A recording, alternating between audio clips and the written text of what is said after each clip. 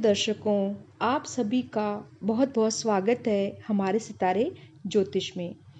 हमने अपने इससे पिछले वीडियो में पराक्रम भाव अर्थात तीसरे भाव में राशियों का क्या प्रभाव होता है, इस विषय में बात की। आज हम चतुर्थ भाव में राशियों का क्या प्रभाव होता है, इसके विषय में विस्तृत चर्चा करेंगे। चतुर्थ भाव अर्थात चौथा भाव कुंडली का सुख भाव होता है।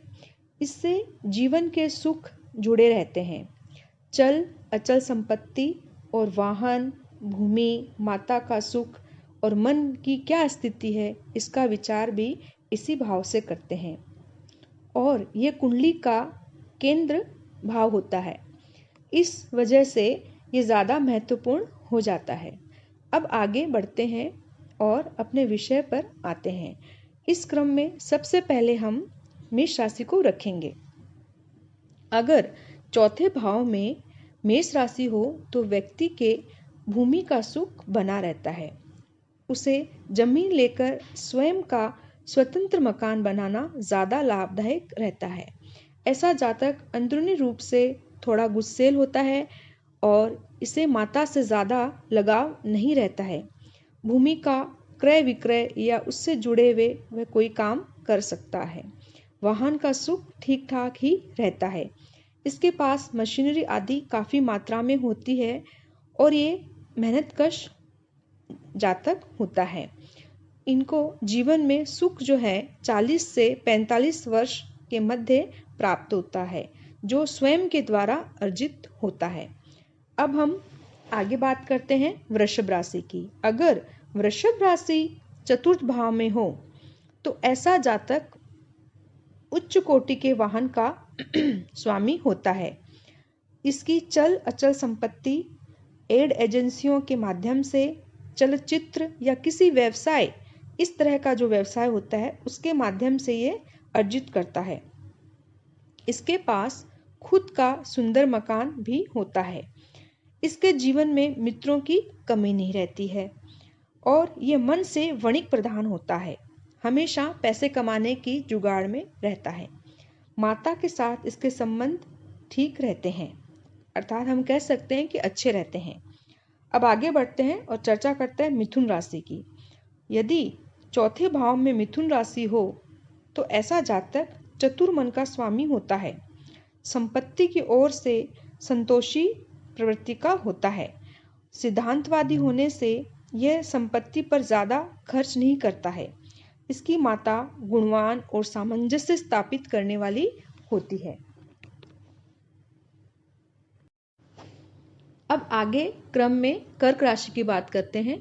ऐसे जातक जिनके सुख भाव में कर्क राशि हो तो उन्हें वाहन आदि का सुख पूर्ण रूप से प्राप्त होता है। स्वयं का अच्छा सुंदर घर भी होता है। ऐसे जातक मित्रता में अग्रणी होते हैं। ये नहीं चाहेंगे, फिर भी लोग इनसे मित्रता करना पसंद करते हैं।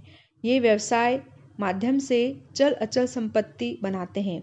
इनकी माता इन्हें विशेष प्रिय होती है और मन से ये काफ़ी मृदुल अर्थात कोमल होते हैं और ये उदारपूर्ण भी होते हैं। अब बात करते हैं सिंह राशि की। ऐसे जातक जिनके चतुर्थ भाव में सिंह राशि होती है वे मन से बहुत निडर होते हैं। इनको संपत्ति बनाने में कभी कभी ज़्यादा प्रयास करने होते हैं। वाहन सुख ठीक ठाक रहता है। घनिष्ठता इनकी मित्रों से नहीं होती है। कहने का अर्थात है कि इनके मित्र इनसे सिर्फ मतलब निकालने वाले होते हैं। इनकी माता ज़्यादा सहयोगी इनके जीवन में नहीं रहती है और इनका जो संबंध होता है अपनी माता के साथ वो बहुत अच्छा हम नहीं कह सकते। इनकी माता जिद्दी और थोड़ी गुस्सैल स्वभाव की होती है। कारण सूर्य की जो प्रकृति होती है उसके हिसाब से उनका स्वभाव होता है, तपन देने वाला और तेज होता है।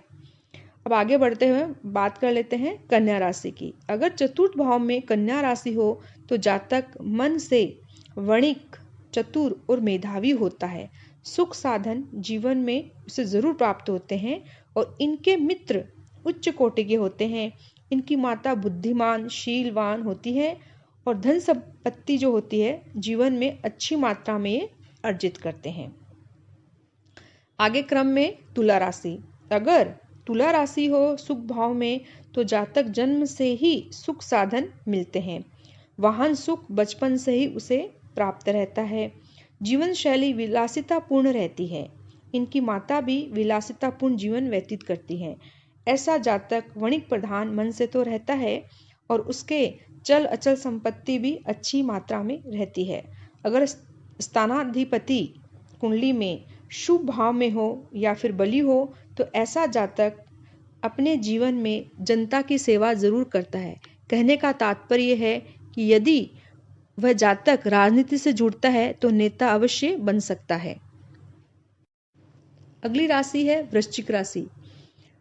यदि सुख भाव में वृश्चिक राशि हो तो ऐसा जातक स्वभाव से थोड़ा मन उसका जो रहता है वह क्रोधी स्वभाव का होता है।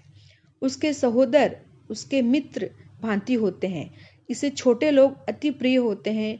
भूमि भवन का सुख एवं वाहन का सुख मध्य आयु में प्राप्त होता है। इनकी माता भी थोड़ी क्रोधी होती हैं।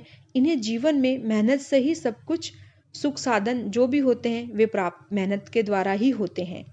अब बात करते हैं हम धनु राशि की। यदि धनु राशि हो चतुर्थ भाव में तो व्यक्ति मन से सिद्धांतवादी परोपकारी होता है। इनकी माता भी श्रेष्ठ मन की रहती है। इनके मित्र भी विद्वान होते हैं। जीवन में भौतिक सुख भी ठीक ठाक बना रहता है।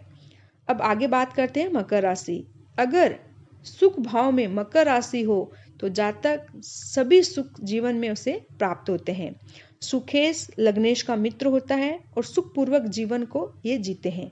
इनकी मित्रता निम्नतर अर्थात जो छोटे लोग होते हैं उनसे ज्यादा होती है। इनकी माता द्वेष रखने वाली होती हैं और निष्ठुर स्वभाव की भी होती हैं। जमीन पर बने हुए घर का सुख ये आजीवन भोगते हैं। अब कुंभ राशि की बात करें। यदि कुंभ राशि हो तो व्यक्ति मेहनत करके अपने लिए सुख साधनों को अर्जित करता है। ऐसे सुख साधन आजीवन बने रहते हैं। इनके मित्र मध्यम वर्गीय होते हैं। माता इनकी न्यायप्रिय होती है और मेहनतकश होती है। अचल संपत्ति इनके पास पर्याप्त मात्रा में होती है। मीन राशि। यदि सुख भाव में मीन राशि हो तो जातक का मन श्रेष्ठ रहता है। ऐसा जातक समाज सेवी होता है। कुल में सेवा करने वाला होता है और उच्च कोटि के वाहन व संपत्ति उसके पास में होती है। उसे पिता द्वारा अर्जित संपत्ति भी बहुत मात्रा में प्राप्त होती है। इसकी माता श्रेष्ठ होती है। ऐसे जातक के मित्र भी श्रेष्ठ वर्ग के होते हैं। हमने पूरी 12 राशियों की बातें की।